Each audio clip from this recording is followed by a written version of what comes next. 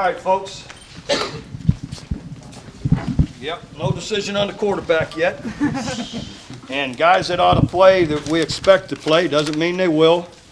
Ford, Bennett, Cavill, Feo, Savage, St. John, Diamond, Oboe, Russell, Walker. Question on Ward, depending on how he recovers from his splenectomy. Alexander, Evans, Austin, Moore, Taylor, Bird, Thomas, and Barnett. There you have it. That was quick. That's most of the class. That's most of them. I always say that. We expect to play most all of them. Oh, why would you guys start to be surprised?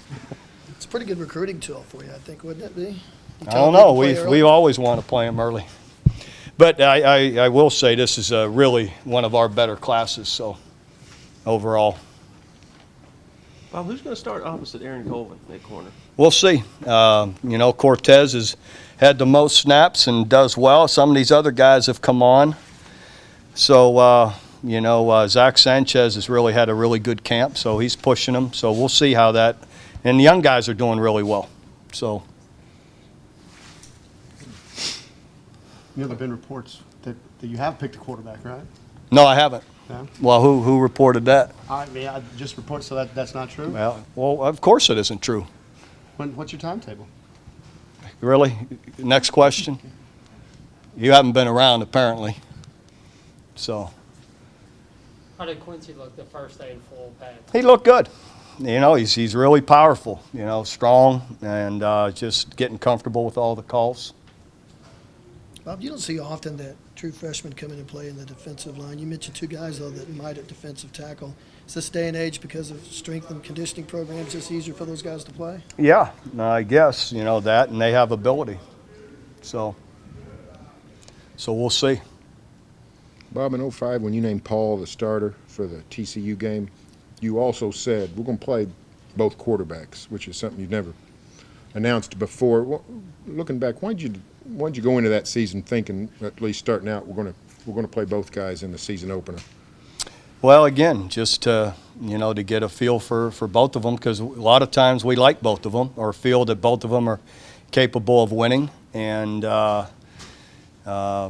sometimes don't feel like at that point where neither one has played a whole bunch, they've got a chance to help take some pressure off the other guy. There's a lot of reasons. That's a long time ago, though. It's kind of hard to remember that long ago. Nobody does that. Few people do that anymore. It seemed 20, 30 years ago maybe more common than it is now. Why do you think that platooning quarterbacks has sort of gotten out of vogue? Well, probably just, just getting the continuity with the one guy with everybody on the field, I guess is one of the reasons. In that case, I still believe there's a place for it in that when you go through a long season, sometimes you need more than one guy. Just think all that development, all that quarterback competition for Paul Thompson, maybe we're not Big 12 champs in 2006 when we remove our quarterback and he takes over without any snaps in the spring. So it served its place even the next year. On the rare occasions when you've had, as a defensive coach, had to prepare for two diverse quarterbacks, is that a total headache for a defensive coach? No, only when you'd have one that's a zone read option type guy that can do all of that, and the other guys just their style changes and they're more of a pocket and eye team, or only when the style of offense changes. When the style of offense doesn't change, it really isn't that much of a headache, other than if one guy's hot and one guy isn't. But as far as schemes go, it isn't when there isn't different schemes. No matter who you start against Louisiana Monroe, is there a chance you'd play both guys by plan going into the game? Well, you say you never say never, and there's always a chance. Any chance? Even what's his name in Dumb and Dumber, he had a chance. It was a 1 in a million, but he did have a chance. Is there any chance you could expound on that, though? No chance of me doing that. Did you watch that in the off season or something? You mentioned that twice Yeah, now. my kids had me watch it for a little bit. I just happened to catch that part. I thought it was pretty good. You got to admire his optimism. No matter what, it seems like you guys are going to expose the quarterbacks to some more hits during the regular season. does that kind of make it more important to develop a really good number two? I think it does. We're very aware these guys are all capable of moving around with the ball more than maybe some we've had.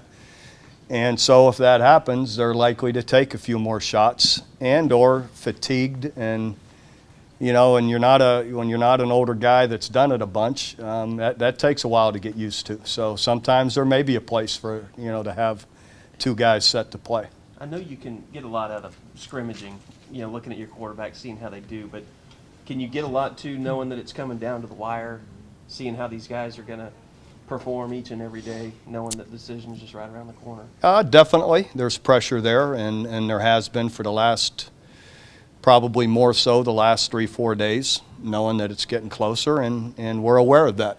Mm-hmm. Can I ask you, do you kind of do you give one guy a lot of reps one day and then give another guy a lot of reps? We another day? rotate who's going with the ones. They both, and who's going with the twos, and the reps are fairly equal. So they're, you know, and it's fairly easy to see as coaches sometimes who's elevating what group more, and that's what you keep trying to look at. So even you pay attention to who elevates the twos. as Well, much as- yeah, exactly who's operating overall as a offense out there while who's in there.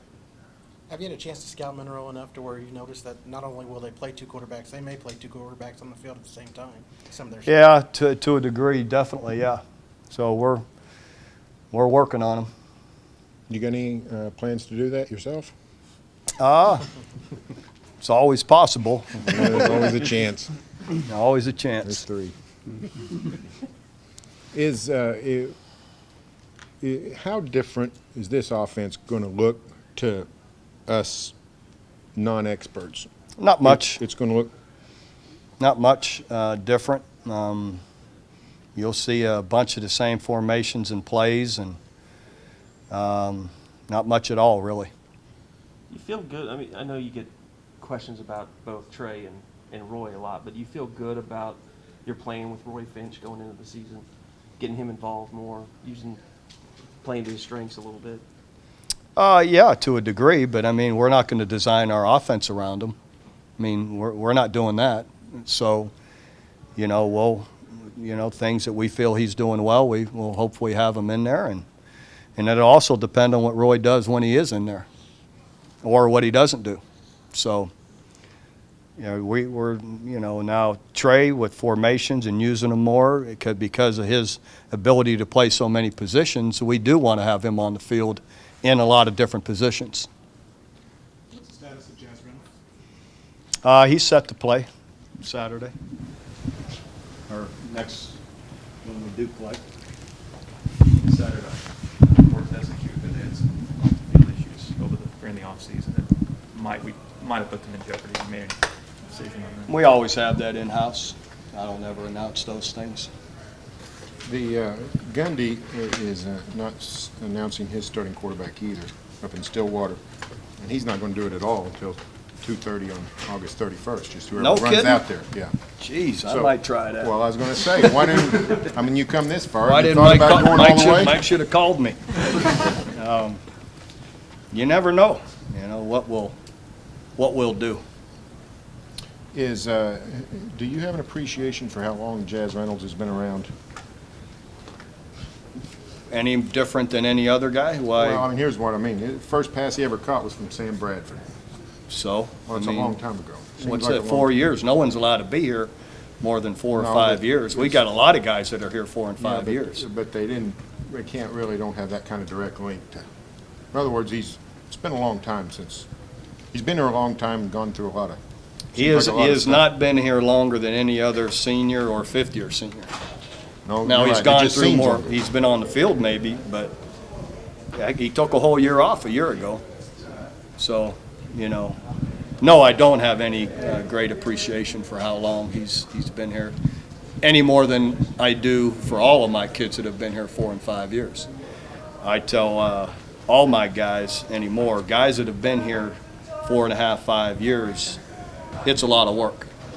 And he isn't the only one. All of those guys have put in a lot of time. You also don't have as many fifth-year guys as maybe you did at one time, or as OU's had historically, so because you're not redshirting as many guys, as proven by that list. Probably. Again, we'd prefer to play every one of them right off the bat. Today's world with the number of snaps, the special teams, the limited scholarships, you get injuries, you can run thin pretty fast. So we do like to play them when they're able to. I know one guy that hasn't been brought up much in defense is Quentin Hayes. Can you talk a little bit about him and what kind Quentin's of camp had a he's in? really good camp. He's really covering well, playing smart, doing really well. Been really excited about what he's done.